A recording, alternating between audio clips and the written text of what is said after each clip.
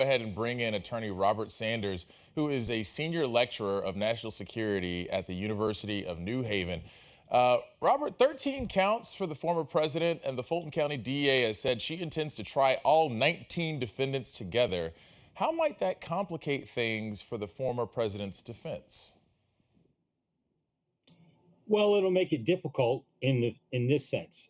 Each of those attorneys, each of those defendants will have their own attorney who supposedly will have only that individual's interests in mind and not Donald Trump's. So as each one of them decides on what's my best route at the end of the day and how does that conflict or dovetail along with Donald Trump, I need to go that way despite what Donald Trump may need. Some of the reporting we've seen says that the Trump team is expected to try and get this case moved to federal court. One reason, the judge in charge of this Georgia case, Scott McAfee, is an appointee of Governor Brian Kemp, who has repeatedly rejected former President Trump's claims that the 2020 election was stolen. Aside from possibly getting a more favorable judge, what's the argument here for moving to federal court, and what's the likelihood that it could be moved? First one is nil, the second one is unlikely. Look, they want a federal court because they want to get out of Georgia, and they also want to have it at the end of the day the possibility of someone, Trump himself, being able to say, well, all these convictions, all these prosecutions, let's stop all this on the federal level. We're not going to go forward on this. He doesn't have that opportunity at the state level. And neither does the governor, even if it was a Republican or is a Republican governor who could act in that way. Trump would be stuck with the verdict and not able to overturn it in any way or to pardon himself. That's the goal here, is to get this back into a place where in the future, if in fact he is unfortunately reelected, there is an opportunity to pardon himself and his allies.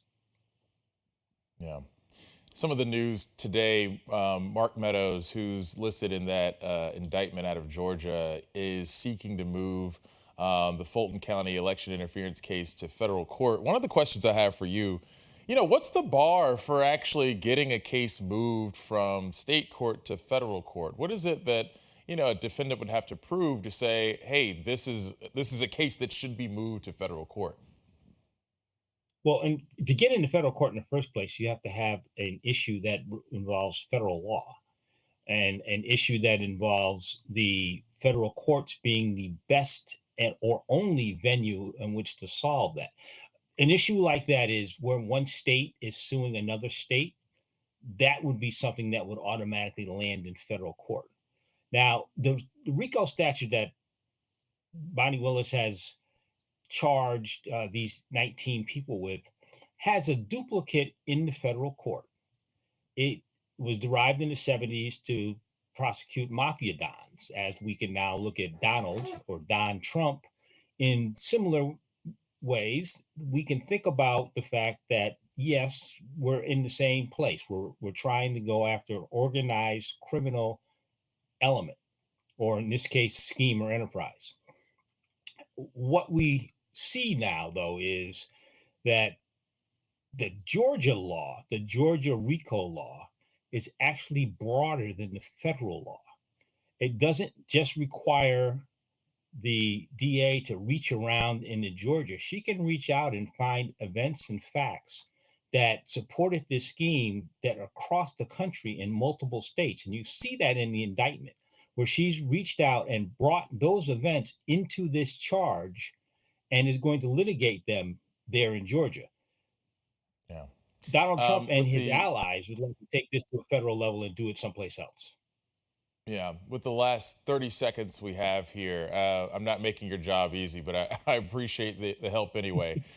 There's an additional 30 unindicted co-conspirators here. It seems like a lot, considering 19 people were actually named and charged. With the last 30 seconds we have here, how might they play into this case going forward? Could we expect more charges? Potentially, if they are not indicted right now, they're probably not indicted because they had a higher level of cooperation or they're a lower pawn in the chess game that was going on here. Now, if they decide at some point that, oh, I don't want to be cooperating witness with the government, well, then you could find yourself very quickly as the 20th, the 21st, the 22nd defendant in front of the court in Fulton County, Georgia. Yeah. Robert Sanders, thank you so much for breaking this down for us. Many thanks. You're welcome. Have a good night.